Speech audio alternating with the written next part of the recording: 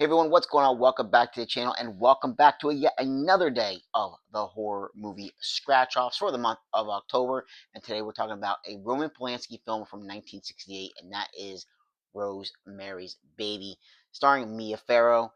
And guys, I know, I'm gonna probably gonna catch a lot for this one, but this is my hot take on this film. I'd never seen it before. I've listened to podcasts about this movie, but I never actually sat down and watched it. I don't own it. I watched it on Paramount Plus, but I was not the biggest fan of Rosemary's Baby. This thing clocks in about 2 hours and 10 minutes, and it was a drag. Honestly, guys, I know for some people this is a true horror classic, and there's elements there that I see. I can appreciate what Polanski was trying to do with some things in the film, but it takes a lot to get to where it finally has to go, and I'm just not the biggest fan of the characters in this one. Mia Farrow, I mean, she does a pretty good job as Rosemary. Her it's basically it's Mia Farrow, Rosemary, and her husband, who's like an aspiring actor, and he's done some plays and done some like television ads, and they're moving out of their apartment that they're at and going to a new apartment, and this apartment they go to, there's some things that have definitely has a history about it. And upon going there, the some things happen. Rosemary meets this young lady in the laundry room at the bottom, inside the apartment, and unfortunately, that something bad is about to happen to that young lady. But before that happens, she does tell that tells Rosemary about the couple that she has been staying with, and this couple right off the bat. I mean, when you meet this couple, Rosemary and her husband meet this couple, something just seems off. The woman is very nosy, you know, all in everybody's business.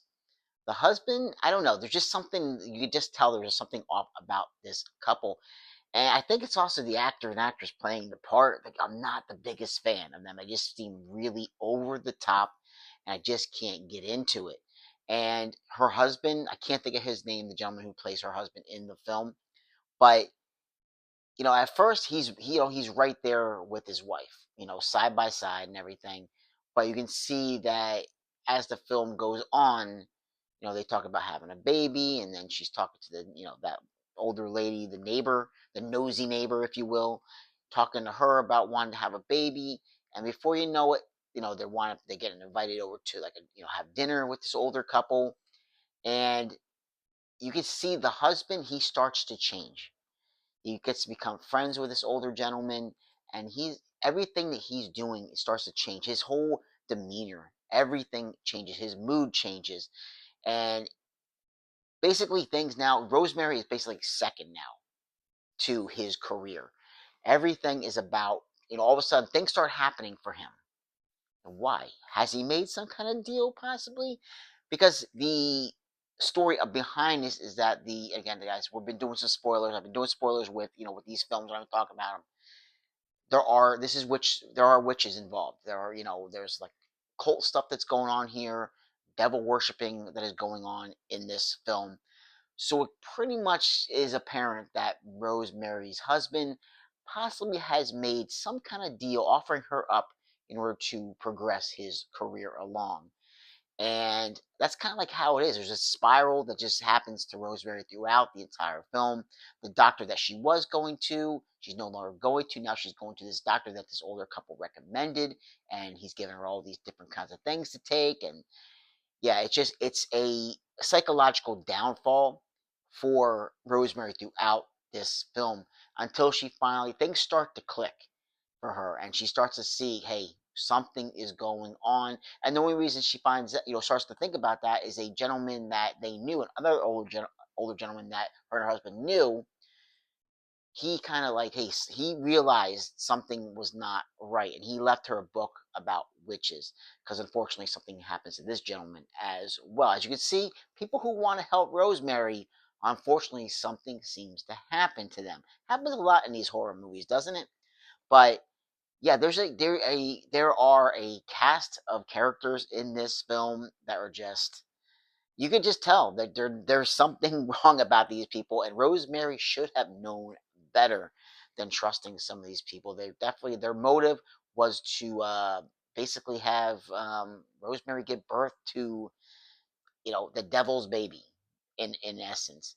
And will Rosemary, will she wise up enough by the end of this film to stop this from happening? Well, I'm not going to spoil that, guys. You still got to at least go watch it. I mean, if you're a horror fan, you definitely should at least watch this one because it's considered one of the all-time classics. But for me, it's just not a film I'm going to revisit. Honestly, I don't see myself revisiting this film. It's a slow burn, and I have no problem with slow burns sometimes. But this particular one, it just really, really went a little too slow for me. And again, it was a lot of the characters in this one. The acting just wasn't there for me. Aside from Mia Farrow and just seeing her kind of just go down this spiral, the other characters just, they weren't clicking for me with this particular film. Unfortunately, they weren't clicking for me. And that's not to say, it's my opinion, guys. That for me, this is how I feel.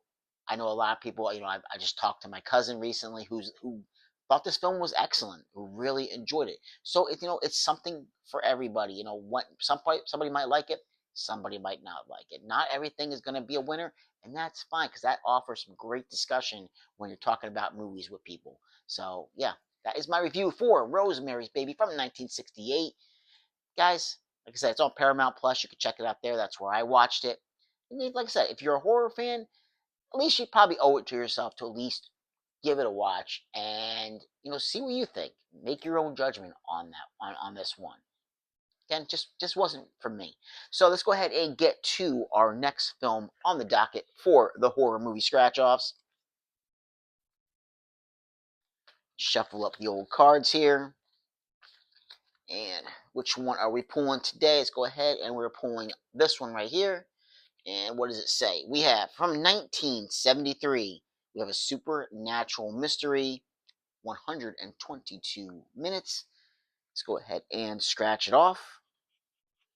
What is it going to be? Is it going to be one that I'm thinking of?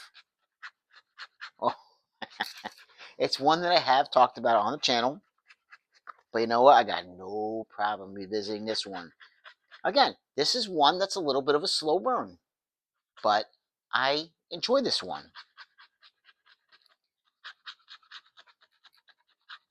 And that is William Friedkin's classic, absolute classic, starring one Linda Blair from 1973, The Exorcist.